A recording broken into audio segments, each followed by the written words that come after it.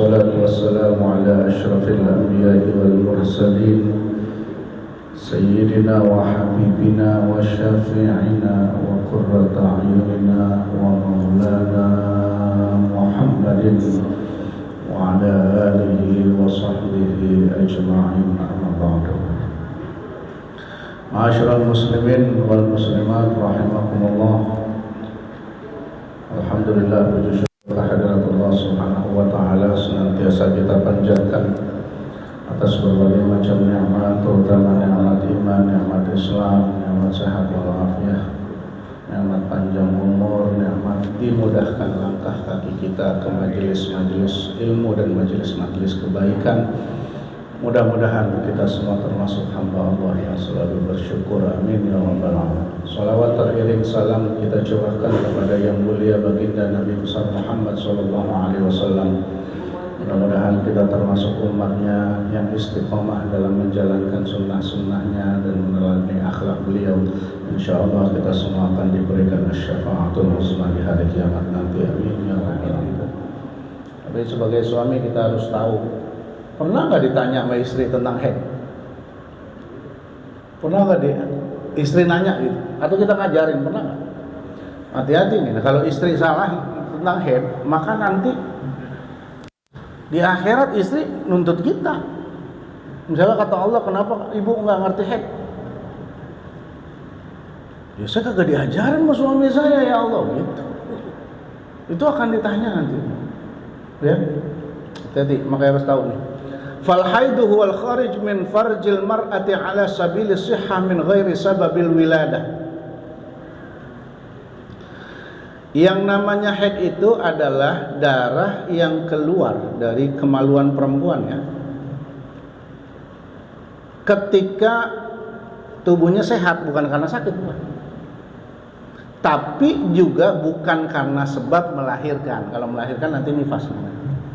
Ini yang tiap bulan, kebanyakan tiap bulan rutin datang. Tapi nanti juga ada perempuan tuh yang haid, ada yang 3 bulan sekali, ada yang setahun sekali, ada. Itu macam-macam ya, kondisinya macam-macam. Nah nanti ada ketentuannya berapa lamanya ya. Walaunuhu aswadun muhtadamun liza'un, warnanya itu kehitam-hitaman dan anget. Nanti ini baru warna yang paling umum ya. Kenapa? Kalau salah satunya itu saya baca misalnya di kitab Al-Mazahibul Arba'ah, fikih 4 mazhab. Itu ulama meneliti sampai ada 9 warna. Bahkan mungkin istri kita belum nggak tahu semua kali. Ada yang paling umum tuh merah kehitam-hitaman, kemudian coklat gitu ya. Ada yang hitam, ada yang pink. Agak ada hijau nggak ada kayaknya. Kalau hijau kayaknya nggak ada. Ada yang krem, ada yang kayak debu warnanya. Itu ada 9 gitu. Jadi macam-macam. Nggak ada yang hijau toska, nggak ada.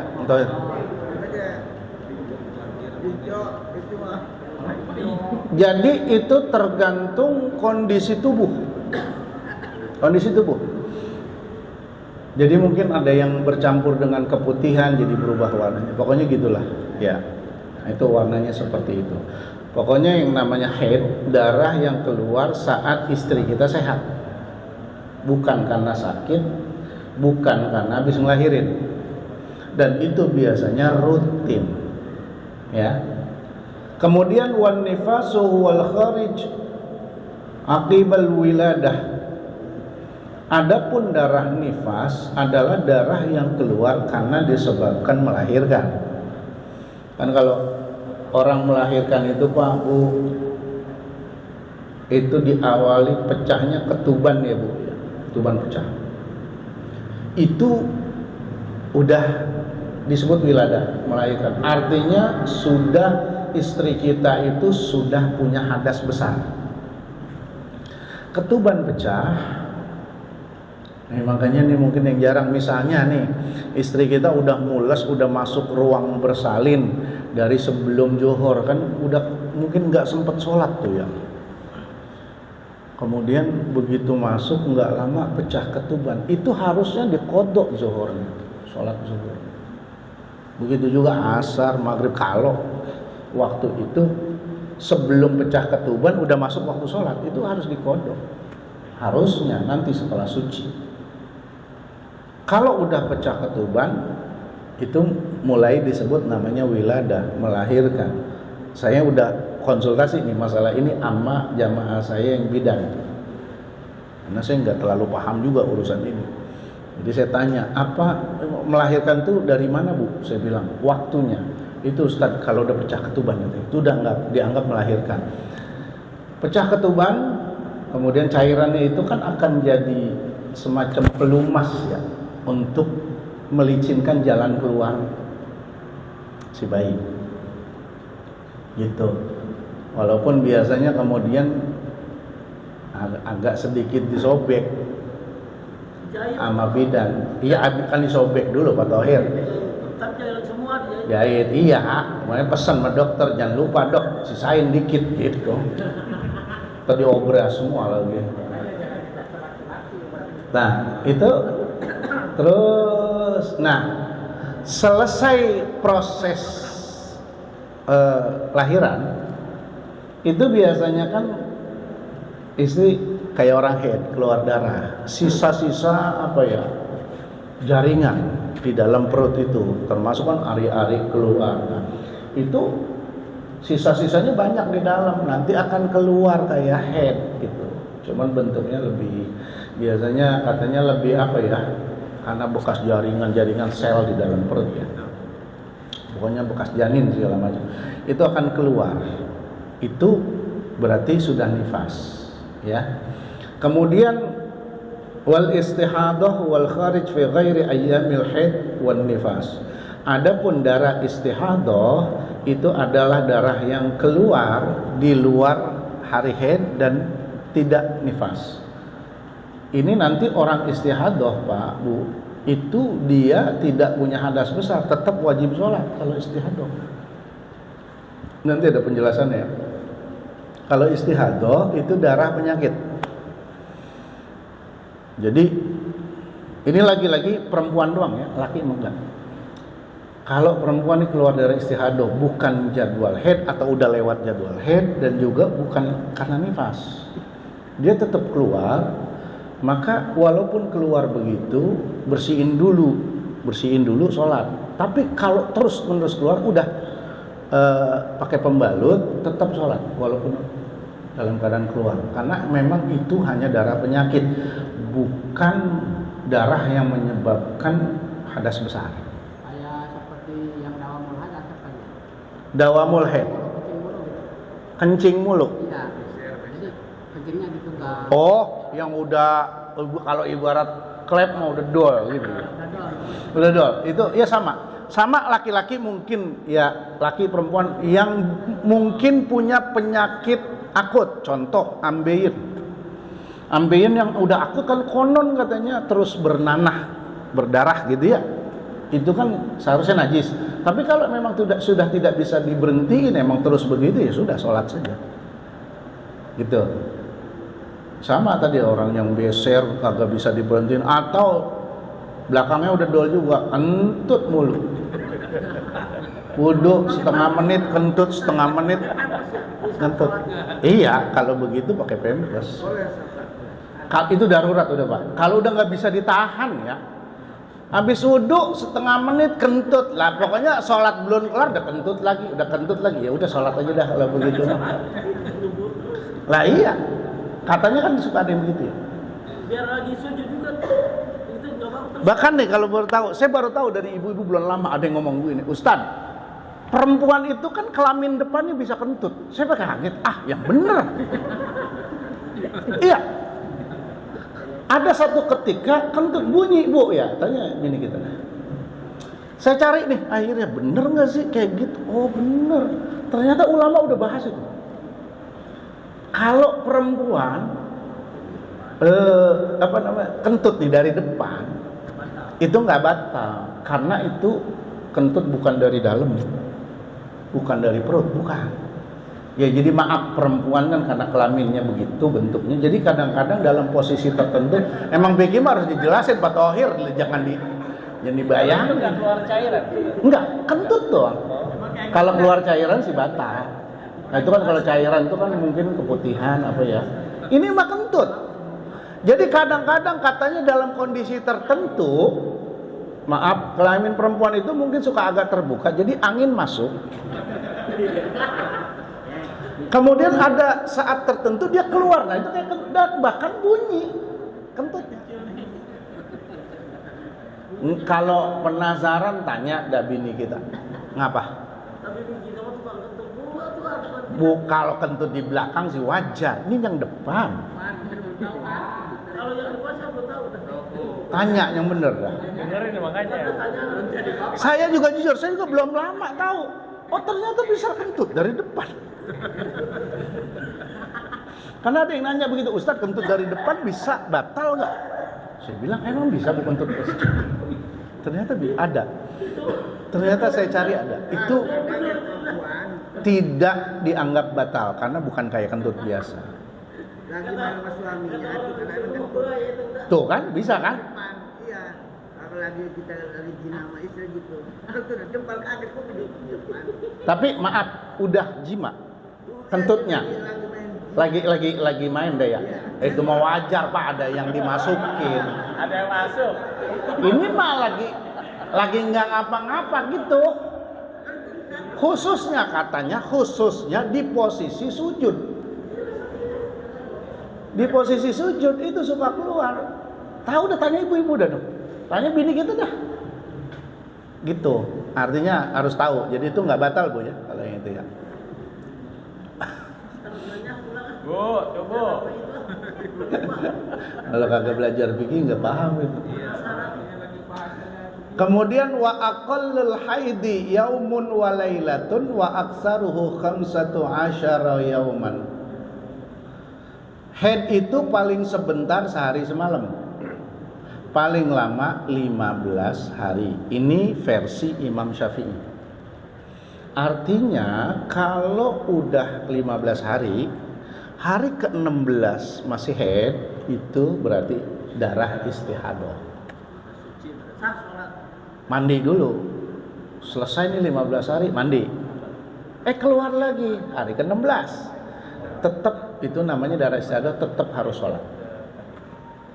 Kalau menurut Imam Syafi'i.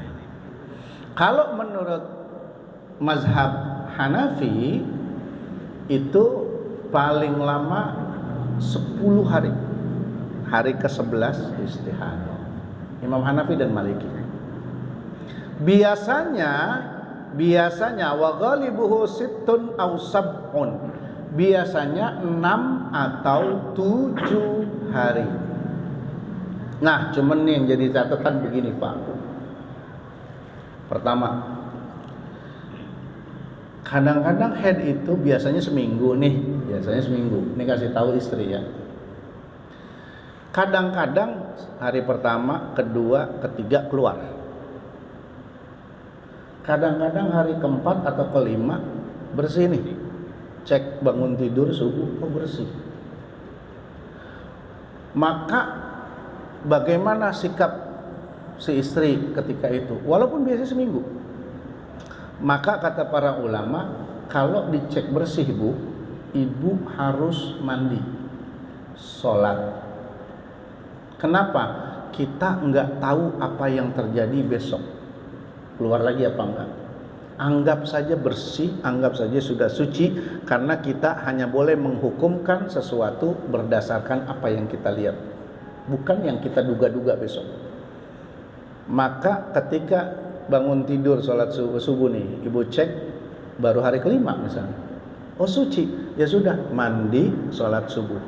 Zohor, sebelum zohor cek lagi, masih bersih, ya udah sholat lagi. Asar keluar lagi, ya sudah berarti haid lagi. Terus maghrib, isya, subuhnya besok bersih lagi, mandi lagi. Jangan kadang-kadang nih banyak yang keliru begini saya lihat. Bersih, biasanya gue seminggu. Hati-hati. Karena masalah haid atau suci ini berkaitan dengan sholat.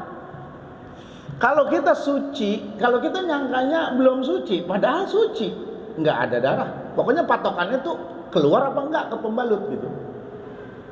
Kita bilang, biasanya seminggu nggak usah sholat. Padahal itu udah suci, maka kita dosa dong ninggalin sholat. Ya. Ada lagi itu yang pertama. Yang kedua,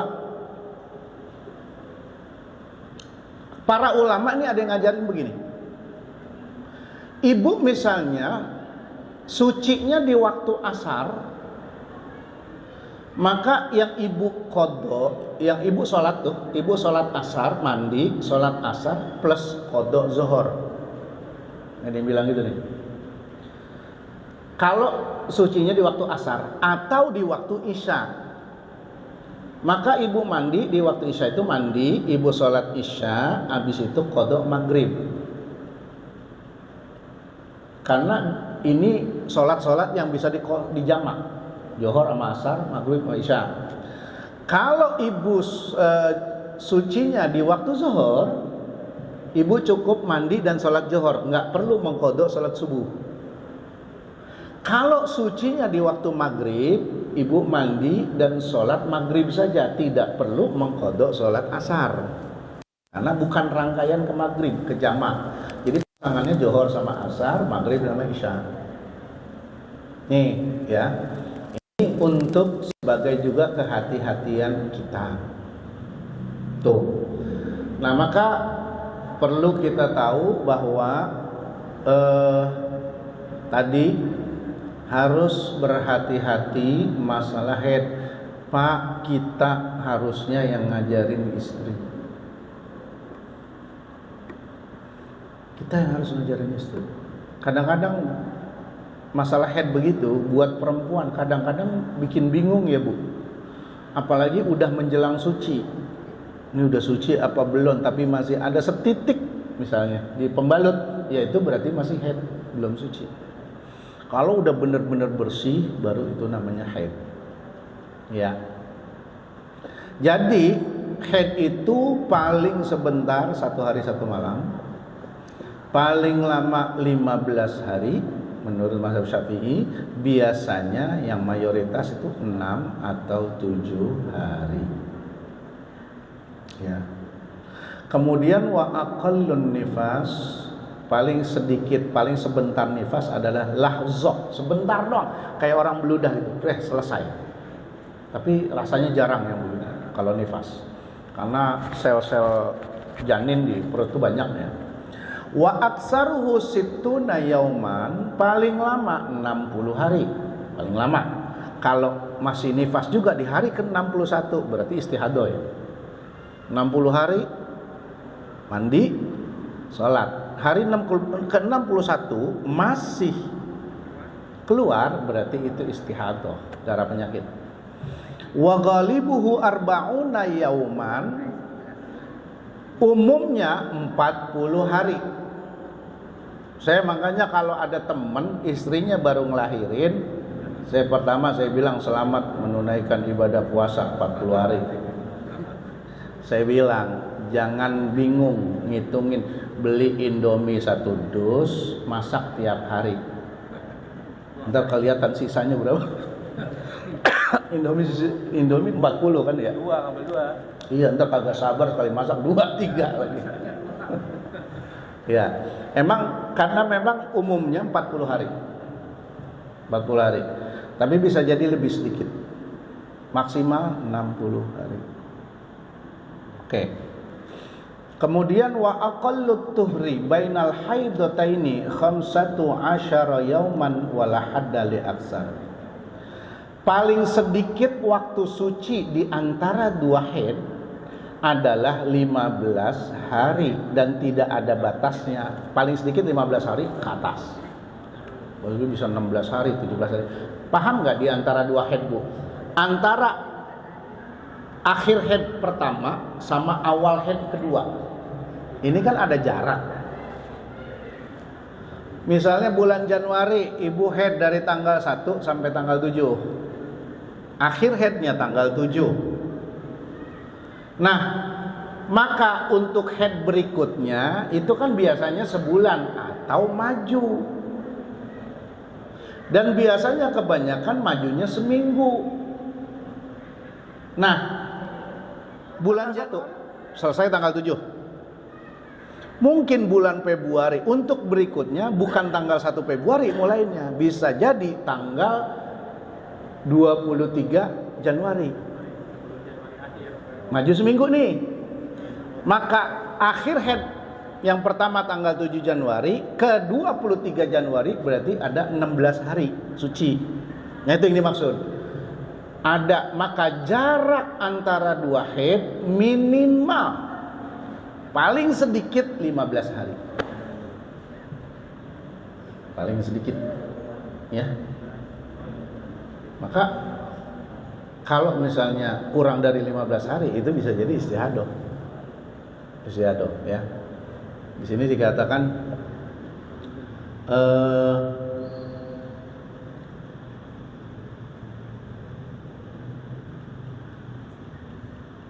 ya, pokoknya di sini dikatakan 15 hari wala hadda li aksarihi, pokoknya tidak ada batas untuk banyaknya. Misalnya bisa jadi tadi akhir head tanggal 7 Januari, mungkin head berikutnya 1 Februari, itu kan berarti 23 hari.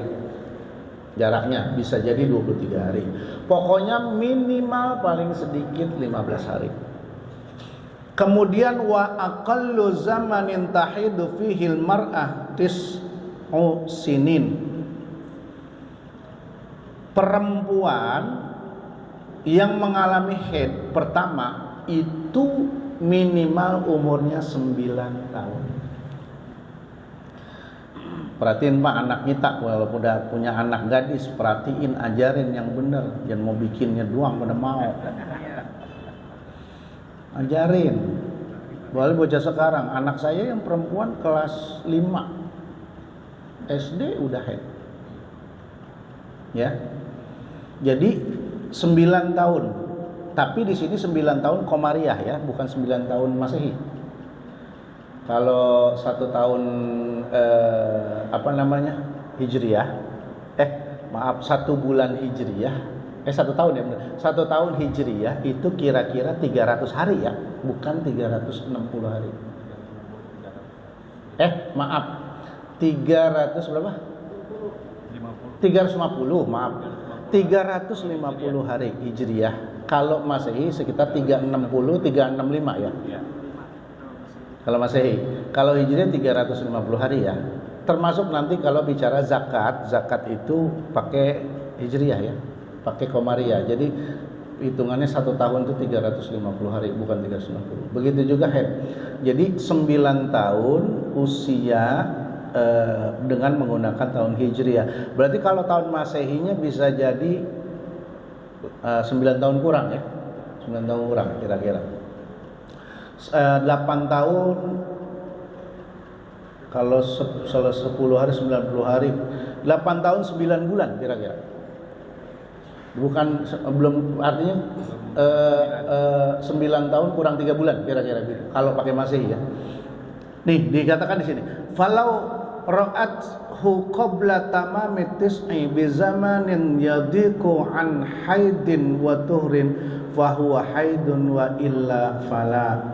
Nih, kalau anak kita headnya 9 tahun kurang dikit, pakai Hijriah ya, kan dibilang 9 tahun tadi. Tapi kalau kurangnya dikit ya kurang 10 hari, kurang sebulan dah, itu sudah dianggap haid. Tapi kalau kurangnya masih banyak, belum. Misalnya baru 8 tahun setengah pakai tanggalan Hijriah, anak kita udah haid, berarti itu bukan haid, itu adalah penyakit ya.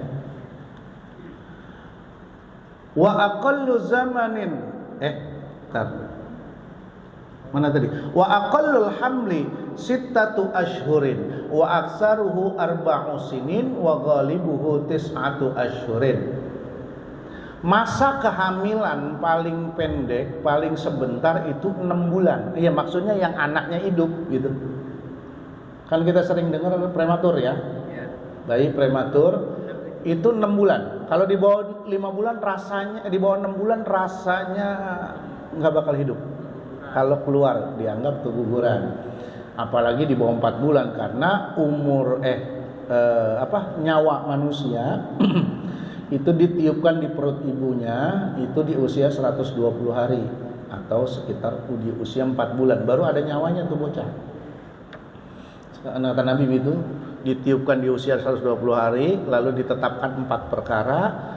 Apa saja itu 4 perkaranya? Pertama adalah umurnya, yang kedua rezekinya termasuk jodoh, yang ketiga perbuatannya di dunia, yang keempat akhir hidupnya di dunia. Allah udah tahu semua.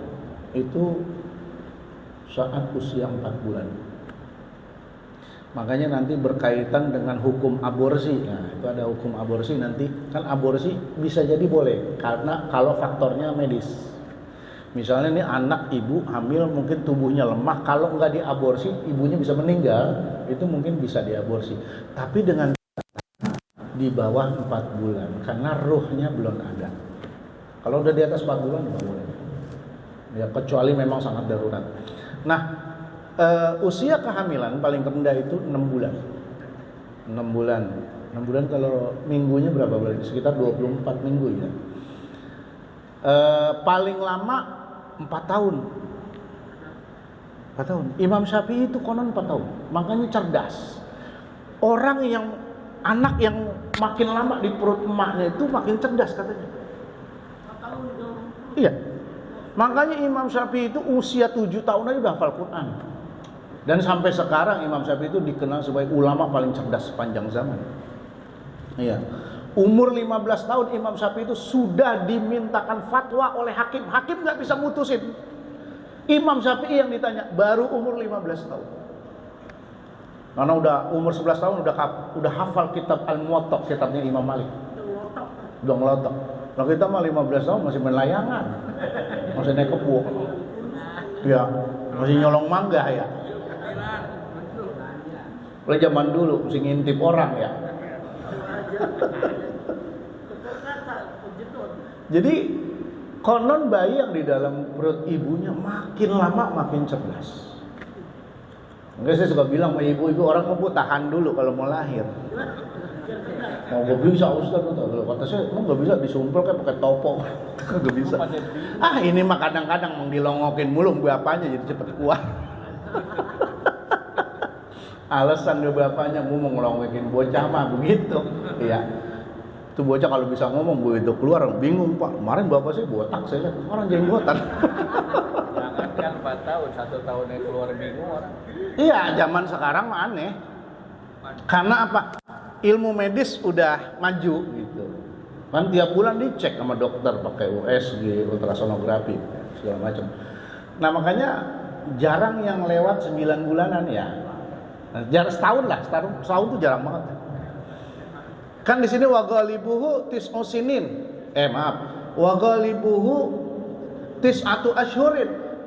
Kebanyakan 9 bulan. Tepatnya saya pernah nanya dokter 9 bulan 10 hari. Kalau pakai minggu itu jadi yang mayoritas anak lahir itu usia 38 sampai 42 minggu. Nambah waktunya minta sesar biar tanggal 17 Agustus. Itu. Memang pada orang mah manja-manja banget. Ada jamaah saya cerita itu, saya mah sesar mulu. Mengapa, Bu? Takut onderdil rusak. Iya. Padahal sakitnya lebih lama. Yang kedua, justru ngelahirin normal itu dengan segala rasa sakit apa segala macam. Kenapa rasa sakitnya itu tidak terkira nih kata ibu-ibu ya, kita pernah tahu. Karena ternyata kata para ulama berbarengan dengan keluarnya bayi, dosa ibunya ikut keluar. Tuh. Hilang dosanya. Ibu-ibu kalau habis ngelahirin meninggal itu syahid. Kalau kita kan terbalik. Orang mati beranak medinya serem begitu. Padahal syahid. Iya. Itu. Habis ngelahirin meninggal. Karena dosanya ikut keluar. Nah makanya saya pernah ditanya juga begini sama jamaah, Ustaz, kok orang lahiran yang hamil di luar nikah itu kok gampang ya? Saya tanya bidan nih, jamaah saya, iya Ustaz bener, saya berapa kali nanganin, bener lancar Bu, gampang. Kan banyak kita dengar ya, anak SMA ngelahirin di WC. Ya, mungkin lagi kencing atau lagi bubangkus, langsung keluar kali gitu jeplosnya. Gampang bener kan? Ternyata kata para ulama, kenapa gampang? Justru karena dosa emaknya nggak ikut keluar. Makanya gampang. Makanya istri kita yang anak sah lahiran ya, sakit, menderita, nyeri, disobek lagi kan. Pembukaan 1 sampai 10 lama itu Pak. Coba dampingin bini lahiran, habis kita dicakarin dokter, kadang lagi enak ngeden disuruh berhenti. Itu kan, karena kalau nggak berhenti, kalau bukan waktunya ngeden, itu bisa ambilin kata dokter. Tuh. Makanya tong lu emak jangan pernah ngelawan.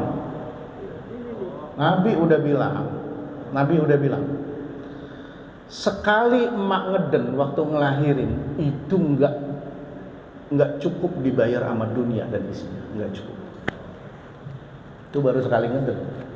Coba berapa kali bini kita ngeden, ngelahirin, nggak cukup diganti sama dunia, nggak akan cukup karena taruhannya hidup dan mati. Tuh, ya Allah, sakit. Tanya mama dah, sakit mak lahiran, sakit. Tapi tahun depan bunting lagi dari situ. Orang dulu apalagi ya. Saya kemarin belum lama ngobrol sama kiai orang Cianjur, umurnya udah 75-an. Ngobrol, ditanya, "Kiai berapa bersaudara?" 21, Kiai. Hah? 21? Saya anak 2. Hidup semua. Sekarang tinggal 17 gitu. Alhamdulillah ibu saya sehat. Saya juga punya nenek, kakaknya nenek saya, itu anaknya 16. Hidup semua sampai tua. Dan beliau belum lama baru meninggal umur 99 tahun. Yang anehnya, zaman sekarang ilmu kedokteran udah canggih. Bini kita malah malas punya anak banyak. Saya kan pernah nanya juga Pak sama nenek-nenek, Bu. Dulu kan belum ada kedokteran, belum maju lah. Orang beranak masih di dukun beranak sama apa disebut itu? Paraji atau paling banter bidan lah ya. Saya bilang dulu kan belum pakai dijahit Bu. Itu terus jahitnya pakai apa? Rapatnya pakai apa? Saya tanya. Pakai abu gosok Ustaz. Abu gosok terus dibungkus pakai daun pisang. Terus disuruh duduk di atas panci panas, rapet, lukanya rapet. Itu pakai cara begitu, anaknya pada banyak, nggak pada ngeluh. Zaman sekarang mah beda. Abu gosok, Pak Tohir, pakai kata saya itu dibungkus pakai daun pisang, iya, ketuker melontong, saya kata gitu. Karena apa? Salah satunya orang tua dulu tuh yakin sama Allah. Anak banyak, saya yakin Allah punya ngasih rezekinya. Gitu. Kalau sekarang kan kagak. Ya anak 2 aja puyeng, Ustaz ngurusinnya begitu katanya. Orang tua dulu punya prinsip banyak anak banyak rezeki. Dan sekarang bilang banyak anak banyak jemuran. Makanya kagak pada mau lahiran, nggak mau ada hamil lagi. Gitu dah. Ya, tapi kita bersyukur Pak, kita melaki. Dulu kan nggak ada kontrakan Pak. Maksudnya? Kontrakan rumah. Iya emang apa maksud? Keluarga. Sekarang kurang sini kontrakan. Sempit ya? Iya. Iya. Enggak lagi bukan itu juga. Sekarang tuh saya lihat bini-bini kita itu pada kerja sih, pada usaha, pada nyari duit, gitu. Jadi mereka takut nggak bisa kerja, ya. Kadang-kadang punya anak dititipin sama neneknya, dianya kerja, gitu kan? Cuman kagak bagus begitu. Harusnya kan ya kalau anak udah pada gede dia mau usaha nggak apa-apa. Lain anak harusnya kan ibu yang ngedidik anak, bukan nenek. Karena kalau ibu udah pasti galak sama anaknya. Tapi kalau nenek ngurusin cucunya pasti dimanjain. Dan itu perlu tahu Pak Bu, kata psikolog, cara paling mudah ngancurin anak manjain, hancur. Masa depannya nggak bagus. Karena apa? Susah mandiri, cengeng, nggak punya mental berani nanti, tak penakut. Karena apa? Dimanjain, pengen apa-apa langsung ada, pengen apa-apa langsung ada. Coba bapak kita sebagai yang udah punya cucu dah, sama cucu. Beda sama anak kita galak, sama cucu dah. Makanya anak kita kalau lagi kesel, lagi ngambek sama kita, larinya ke rumah neneknya. Ini kan begitu, iya. Nah itu makanya nggak bagus sebenarnya.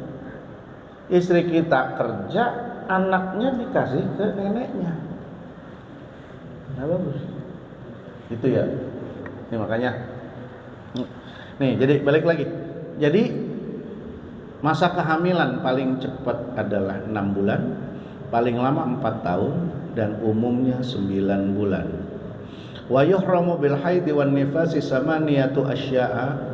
Diharamkan bagi wanita haid dan nifas 8 perkara. Pertama as-salat, salat. Yang kedua was-shaum, puasa.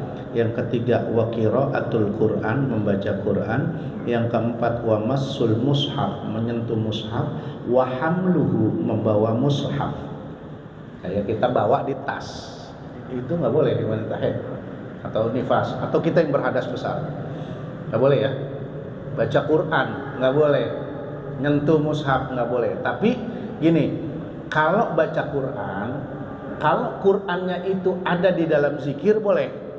Kita tahlil nih, baca tahlil. Tahlil itu kan baca Fatihah, baca Qul, ya itu kan Quran. Itu boleh kalau niatnya zikir ya. Kalau tok baca Quran itu nggak boleh. Kalau niatnya ngulang hafalan boleh. Bahkan yang paling longgar itu Imam Hanafi. Imam Hanafi mengatakan bahwa dengan metode usul fiqh yang namanya istihsan, beliau mengatakan bahwa orang haid itu boleh baca Quran. Kalau Imam Hanafi, karena apa? Haid itu beda sama hadas besar, kata beliau. Kalau hadas besar waktunya sebentar, kita habis hubungan suami istri kan punya hadas besar tuh, bisa langsung mandi, selesai, udah suci lagi kan. Kalau orang haid itu kan waktunya panjang, seminggu misalnya. Maka kata beliau, kalau orang haid itu semua ibadah dilarang, kasihan mereka, kata beliau. Maka beliau berijtihad, khusus orang haid boleh baca Quran, kata Imam Hanafi. Tapi tetap jangan megang, gitu ya.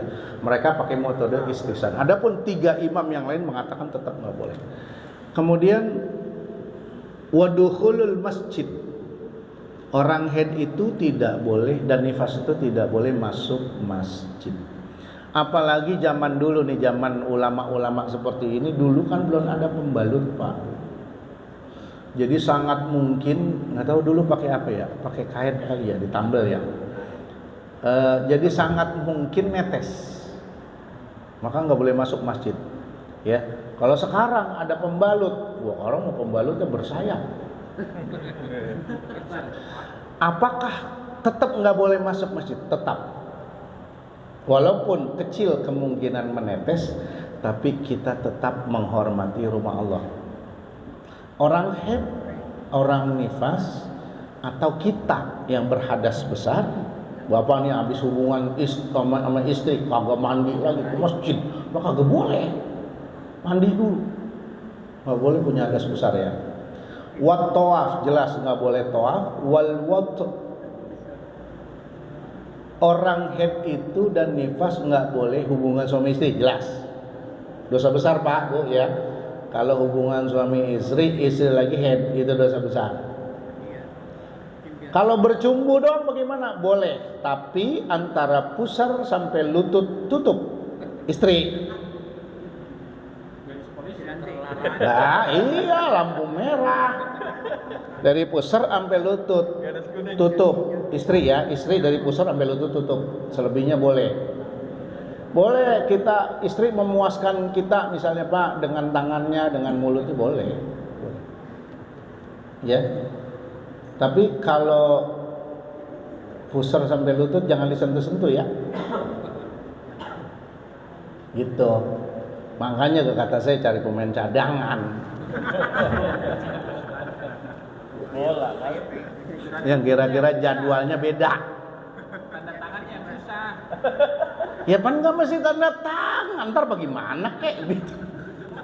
Apain aja, yang jari. Lu pada punya nyali juga sih, payah bener. Badan doang pada gede, kumis baplang, badan gede tinggi. Oh, ada jawab di ibu loh. Apa bu? Sama bini takut. Lah kalau udah terlanjur udah ngapa? Ya, anggap aja punya saudara baru. Enak ngurusin laki dan bantuin gitu. Gitu. Nah ini daripada bini head. Ya begitu doang. Di sini dikatakan wal istimta' bima baina surrah war rukbah, dilarang bercumbu di antara pusar sampai lutut. Ayo, kalau istri lagi head nggak boleh gitu. Kalau ada pemain cadangan kan bisa pindah dulu. Cadangan pamit. Pasti ibu-ibu pada teriak kalau ngomongin itu mah. Kemudian wa yuhramu 'alal junub.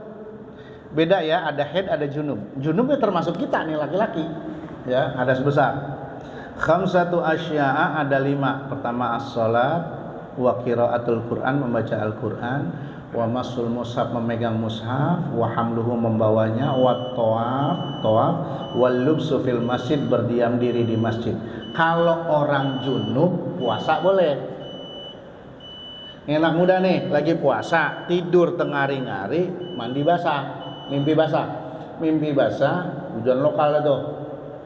Batal nggak puasanya? Enggak. Cukup mandi, sholat, lanjutin puasanya.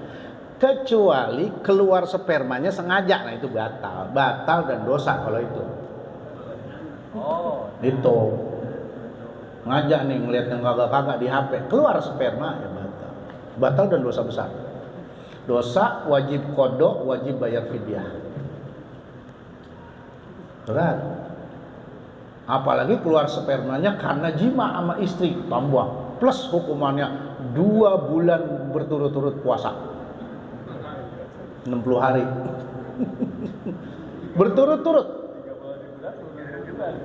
Berturut-turut. Udah 59 hari puasa, batal, pulang dari nol. Ya, makanya. Kalau keluarnya tidak sengaja, boleh, nggak batal puasa. Nah, termasuk begini Pak, Bu, ada riwayat mengatakan Rasulullah SAW, kata Siti Aisyah, mandi junub setelah azan subuh di bulan Ramadan. Jadi boleh. Yang penting jimaknya sebelum subuh. Udah mepet subuh nih, udah kagak tahan, jeblos. Imsak masih aja terus ya. Boleh, imsak mah masih boleh, ya boleh. Begitu mau subuh baru kelar. Nggak lama azan subuh, mandinya habis subuh, boleh puasa, boleh. Nggak apa-apa itu. Yang penting begawainya sebelum subuh. Atau bapak misalnya pengen ngalamin sensasi gitu misalnya, beduk maghrib nggak pakai buka langsung nyampur sama bini, ya silakan, udah maghrib buk langsung ngunci kamar sama bini, Sama-sama buka. Paldo, paling anak yang bingung, mak bapak kemana dia? Nggak apa-apa, ngetok pintu, mak buka, ini gue lagi buka. Silakan aja, cuman kebangetan amat ya. Udah maghrib, udah halal, boleh aja, gitu. Jadi beda antara hadas besar sama haid. Wa yuhramu 'alal muhdisi salasatu asya'a. Adapun haram bagi orang yang berhadas kecil. Ini 3 saja. Pertama as-sholat, yang kedua tawaf, yang ketiga menyentuh Al-Quran dan membawanya. Kalau yang berhadas kecil mah cukup pakai wudhu, gitu kan. Sholat nggak boleh, tawaf nggak boleh, nyentuh mushaf sama membawa mushaf nggak boleh. Ini pun yang ketiga jadi perdebatan, karena mazhab lain ada yang membolehkan pegang Quran nggak pakai wudhu. Kan di Al-Quran Allah bilang la yamassuhu illal mutahharun, tuh tanpa wudhu. Termasuk Quran ada di HP. Boleh gitu mah. Kan banyakan yang bukan Quran ya di HP mah. Yang kadang-kadang takutnya nyampur doang Quran sama yang kagak-kagak tuh yang Bapak simpen tuh. Video yang kagak-kagak sama gambar yang kagak-kagak. Ya. Itu maka di HP boleh. Tidak menyentuhnya tidak pakai wudhu boleh ya. Tapi yang pasti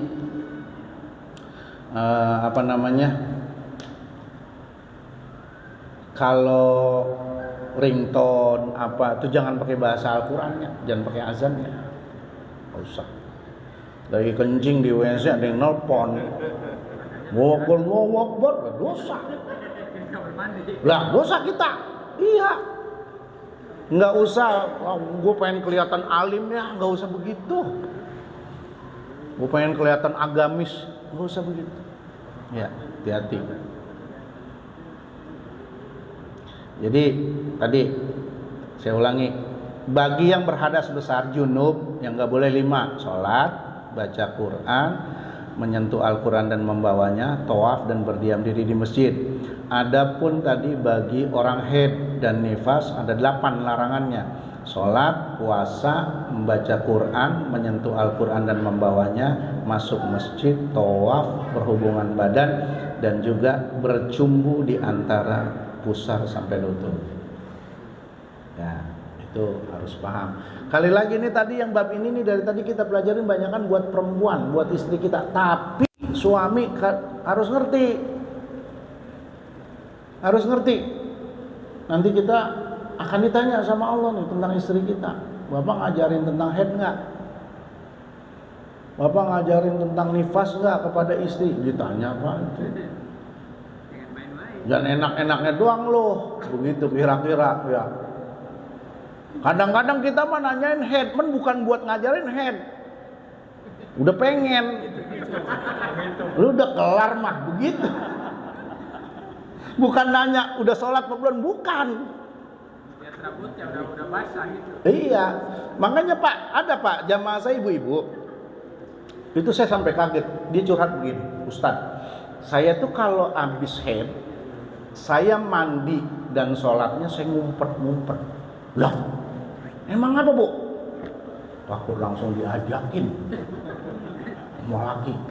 Waduh, ibu durhaka saya bilang. Terus suami lagi nungguin Bu, lagi ngitungin hari.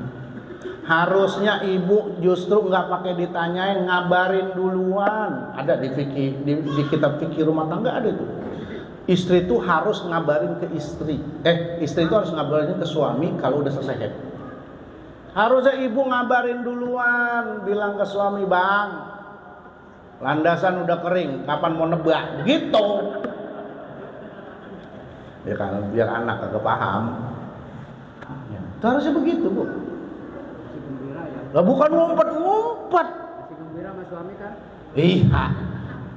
Tapi juga Pak, juga saya bilangin juga nih ya, jangan mentang-mentang bini baru kelar langsung diajakin. Kita juga ngelihat kondisi tubuhnya, karena orang baru head, baru banget selesai head, itu yang pernah saya baca. Biasanya ibu-ibu itu hasratnya belum full. Yang pertama masih ogah-ogahan, karena emang tubuhnya. Yang kedua maaf, masih susah kayak masih gadis. Jadi nanti mungkin buat kita mah nggak masalah. Kesian istri, dia akan sakit, merasa sakit. Ya, karena tadi mungkin karena belum hasratnya belum full, jadi pelumasnya belum ada. Iya, apalagi masih ogah-ogahan biasanya tuh. Ya, biasanya tuh. Mungkin dalam hati dia mau batin gua, buset gua baru kering pisan begitu kali ya. Ya tunggu 1-2 hari lah. Kalau dipegang itu Pak Ustaz. Bagaimana? Pegang begini ngelabak. Wah, Bini dipegang begitu. Emang apa dia begitu?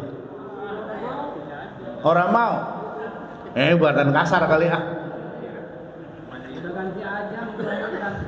Maksudnya istri lagi head enggak? Udah Iya. Makanya saya bilang Bu, ibu tuh punya suami, biar katanya kagak ngaji. Ini dalil ini mah hafal yang atuh. Walaupun hafal artinya doang. Iza da'ar rajulum ra'atahu ila firashihi wa lam ta'tihi wa huwa ghadban la'anat hal malaika hatta yusbiha. Apabila seorang suami mengajak istrinya tidur, maksudnya jima, ngajakin gitu ya.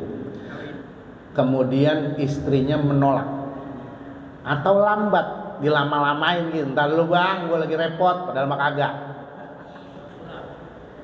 Apa kata Rasulullah?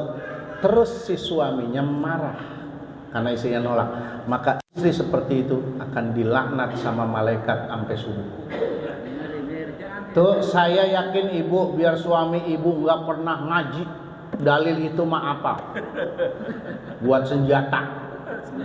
Makanya ada yang nanya lagi begini nih, Pak Thohir, ada yang nanya saya, Ustadz, kalau kita nih udah capek buat seharian kerja, ngurusin rumah, ngurusin anak, baru rebahan dikit diajakin. Emang kan biasanya yang paling dulu bangun bini kita ya dalam rumah tangga, bikin sarapan, nyiapin anak sekolah, nyiapin suaminya kerja, habis itu dia bebenah, wah bikin makan siang, masak, capek. Udah isya kelar nih, habis salat isya udah mulai rebah-rebahan, ngantuk rasanya ya. Nyolek lakinya, ayo mah kita nyambel gitu ya. Saya bilang, Bu, kalau ibu mau nolak, coba tolak dulu dengan bahasa yang halus. Bang, saya capek banget bang, lagi ngantuk banget ini, gitu ya misalnya. Cuman kan suami ada yang pengertian, ya udah mah besok dah, kapan-kapan dah gitu ya. Lah tapi kan ada yang sengke, yang merugul. Udah maunya. Udah gue udah di ujung ini, bagaimana ini? Saya bilang kalau suami tetap maksain, ya udah ibu layanin. Bilang aja sama suami, udah bang ya, gue sambil merem ya, gue terima bersih. Kalau kata lakinya, Ustaz sama aja mau kedebongan kan begitu. Kalau udah kelar bangunin bang. Kita juga Pak harus pahami istri, ya harus pahami. Gitu.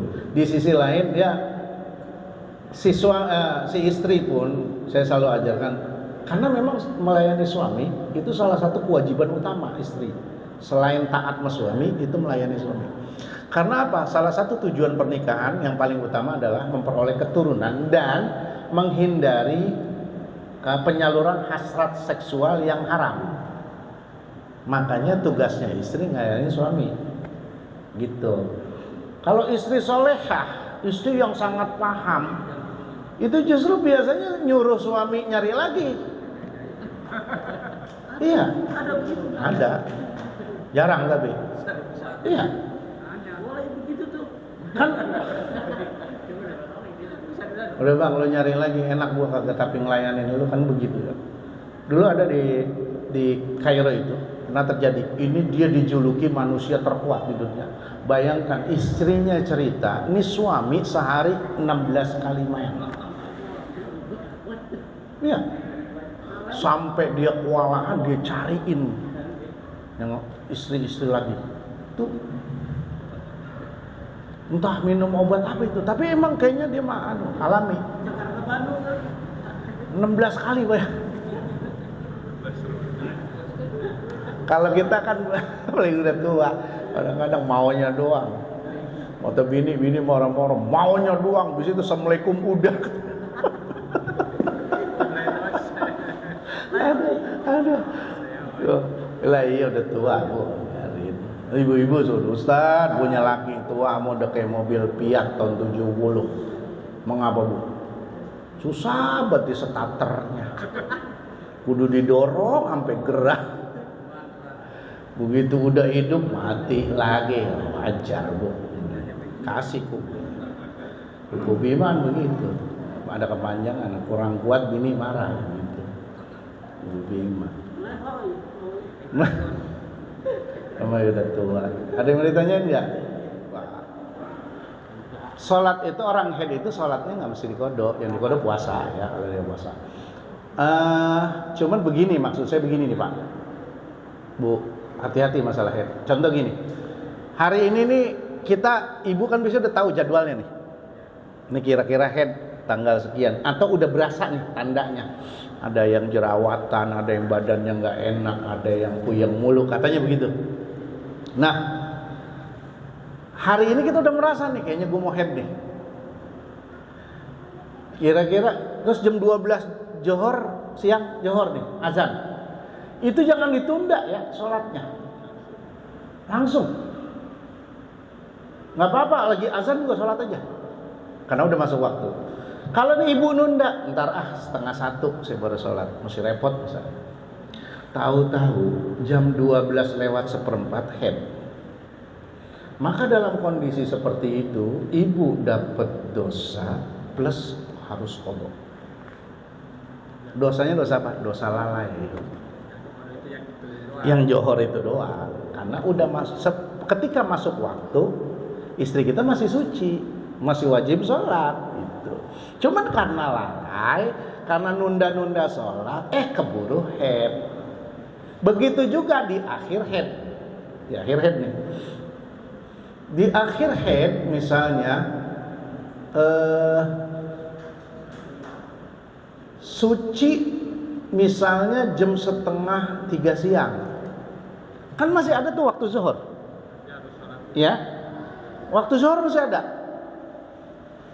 Istri ngecek, udah suci, itu harusnya buru-buru mandi sholat zuhur karena masih dapat waktu. Kalau ditunda keburu masuk asar ya, maka si istri wajib mengqadha zuhur yang tadi karena masih ada waktu. Sebenarnya bukan buat orang head doang Pak, Bu, buat kita juga nih nanti. Makanya sholat jangan ditunda ya. Kita jam 12 azan Johor, kita niat ntar 1:30 saya sholat. Jam 12 lewat 10 kita mati, itu kena utang sholat. Kena utang sholat Johor itu. Gitu. Makanya jangan ditunda. Iya. Kena utang sholat. Apalagi ibu-ibu yang head yang tiap bulan segala macam itu harus paham ya. Gitu. Ada lagi? Cukup ya. Mudah-mudahan udah kemalaman. Cukup nggak? Cukup. Satu lagi Pak. Apa Pak? Ya. Kalau ada dari besar Islam, seperti Maulid atau Mi'raj diadakan dalam masjid. Terus? Orang perempuan 300-400 itu keadaan tidak ngerti ilmu fikih seperti ini beberapa takrib dari al-akbar bahasanya 3-4 tahun wajar. Tidak ngerti ilmu fikih tapi dia banyak pedok masuk ke masjid. Itu tanggung jawab siapa ini? Harusnya dikasih pengertian. Harusnya dikasih pengertian. Saya pikir kalau udah dewasa mah harusnya paham dong. Ketika misalnya dia head, ibu-ibu masuk ke dalam masjid segala macam, ternyata mereka nggak tahu yang paling bertanggung jawab adalah suaminya. Bukan panitianya bukan. Suaminya, kan panitia juga nggak tahu dia pada head. Emang ditanyain atu-atu.